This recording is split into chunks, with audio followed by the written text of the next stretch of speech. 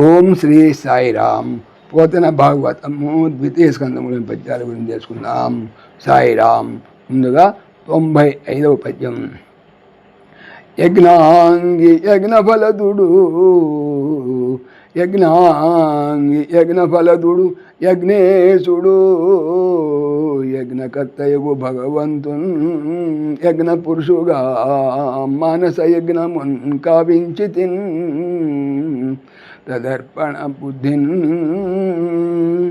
యజ్ఞాంగిన్ యజ్ఞస్వరూపుడు, యజ్ఞమునకు వలదుడున్ వలములు ఇచ్చువాడు, యజ్ఞేశుడు యజ్ఞమునకు ప్రభువు, యజ్ఞమునకు కర్త చేయువాడు అగు అయిన భగవంతున్ విష్ణుమూర్తిని యజ్ఞ పురుషుగా స్వరూపునిగా మనసులో చేయు యజ్ఞమును కావించితిన్ చేసి తిని తత్ అతనికే అర్పణ సమర్పిస్తున్న బుద్ధితో.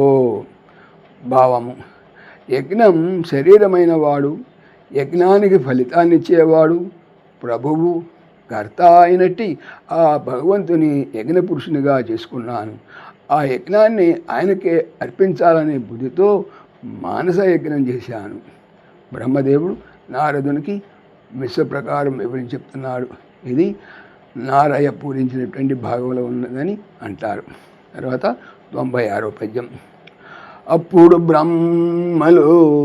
అప్పుడు బ్రహ్మలు తమలో తప్పకనను చూచి సముచిత క్రియలగుచున్ ఆ పరమేశ్వరకభిమతమొప్పంతగు సప్తతంతు కావింపన్.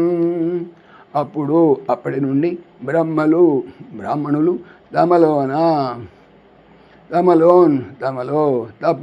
తప్పకుండగా నన్ను చూచుకొని సముచిత తగు క్రియలు కర్మలు చేయువారు అగుచు పరమేశ్వన్ భగవంతుని ఏదో అత్యున్నత ప్రభువు పున్ ఈ అభిమతమున్ కోరిక ఒప్పగన్ ఇచ్చుటకు తగిన సప్తతంతువు యజ్ఞము ఒకిన్ చక్కగా కావింపన్ నిర్వహించగా లేదా చేయగా. భావము: అప్పుడు మరీచి మొదలైన ప్రజాపతులు నేను చేసిన యాగం చూసి తాము కూడా ఉత్సుక్తులై ఆ భగవానునికి ప్రీతి కలిగేటట్లు యజ్ఞం చేశారు.